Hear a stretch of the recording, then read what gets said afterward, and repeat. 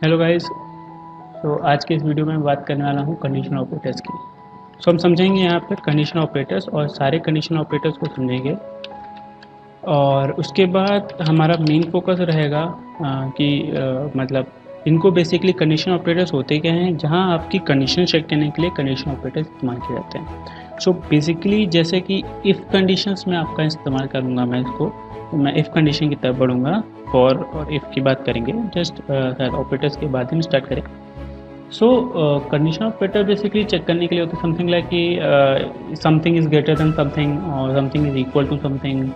ऐसी चीज़ें चेक करने के लिए हम कंडीशनल ऑपरेटर्स का इस्तेमाल करते हैं। वो कुछ भी हो सकते हैं, जैसे कि आपका ये भी हो सकता है कि फॉर एग्ज़ाम्पल किसी का नेम है वो किसी दूसरे नेम से मैच कर रहा है या नहीं कर रहा है, या फिर जैसे यूज़र से इनपुट लिया और हमने एक इनपुट लिया, हम चेक करना चाहते हैं दोनों सेम है या नहीं है।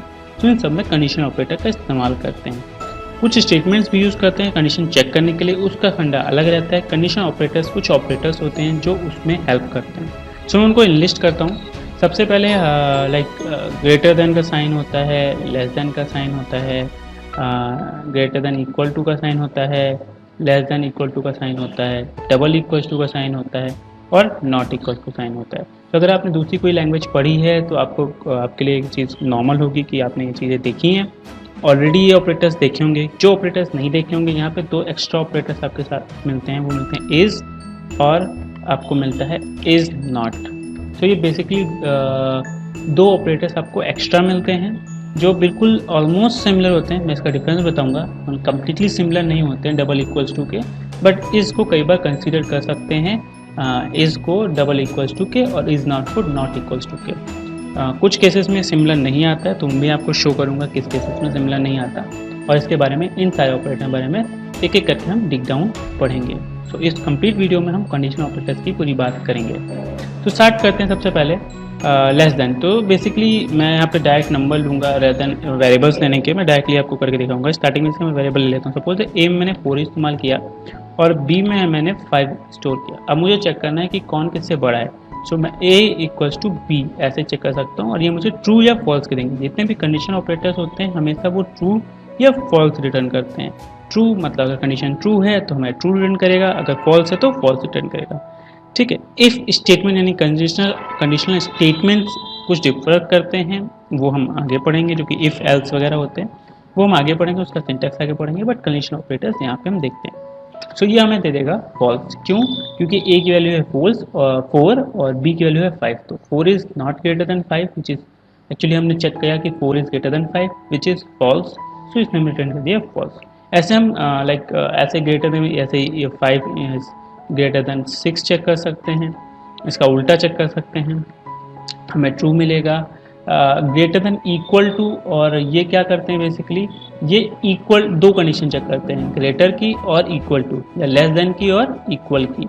सो 4 is greater than equal to 5, something like 4 is greater than equal to 5। We all know कि 4 is not greater than equal to 5। So ये कंडीशन हमारी फॉल्स आएगी। अच्छा, सपोज दैट हमने ट्राई किया 5 इज ग्रेटर देन 5। सो हमने यहाँ पे क्या लिखा, 5 is greater than 5, which is false. क्यों? क्योंकि ये 5 से ग्रेटर नहीं है, ये क्या है, इक्वल है। तो यहाँ हम क्या यूज़ करते हैं, इक्वल टू का साइन। तो यहाँ पे यूज़ करते हैं इक्वल टू का साइन।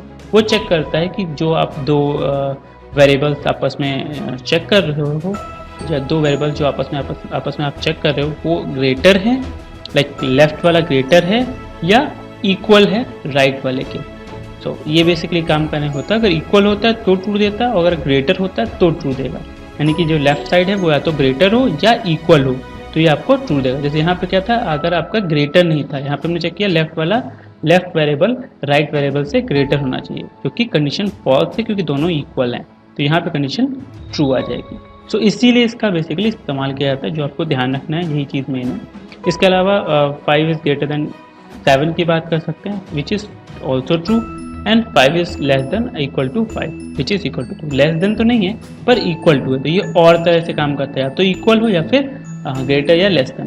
ठीक है। लास्ट में बात करते हैं डबल इक्वल्स टू। तो double equals to almost is के इक्वल होता है रीडेबिलिटी बढ़ाने के लिए, लेकिन ऑलमोस्ट बोला इसका मतलब कम्प्लीटली नहीं है। देखते हैं, जैसे कि हम चेक कर सकते हैं किसी भी दो वेरिएबल को चेक कर सकते हैं कि वो वेरिएबल इक्वल है कि नहीं। जैसे ए की वैल्यू सपोज दैट है 123 और बी की वैल्यू है सपोज दैट 234। सो हम चेक कर सकते हैं डबल इक्वल्स टू बी, यहाँ पे इक्वल नहीं है तो हमें फॉल्स देगा।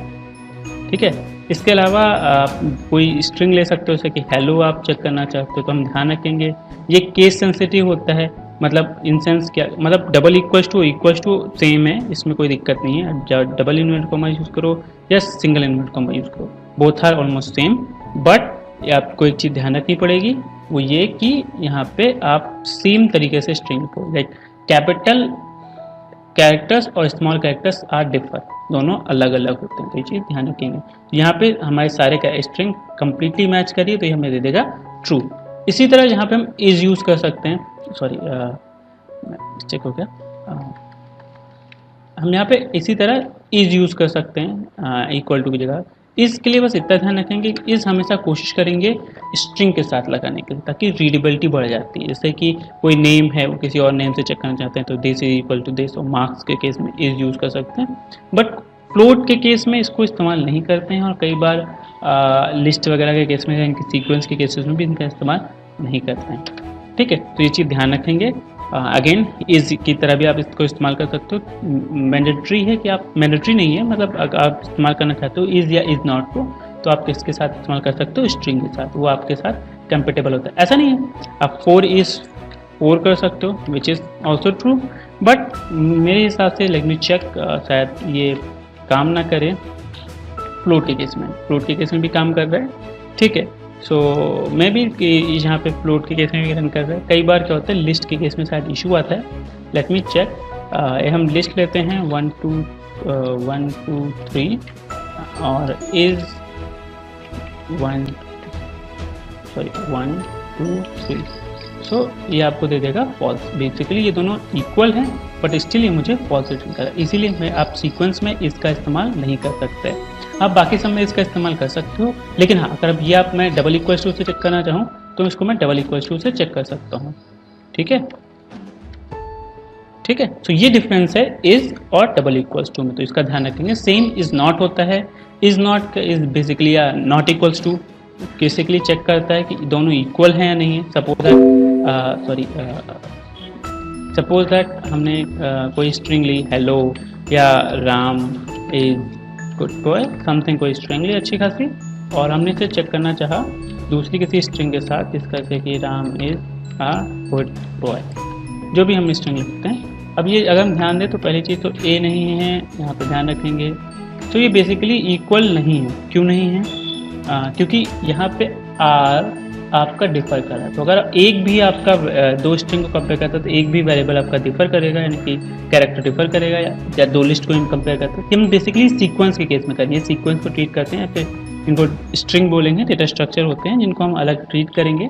बेसिकली दोनों को इक्वल करते वक्त सिर्फ इशू यही आता है कि अगर एक भी आइटम या एक भी कैरेक्टर, पर्टिकुलर कैरेक्टर आपका अलग होता है तो आपका फॉल्स आ जाता है। सारे इक्वल होने चाहिए तभी आपका इक्वल आएगा।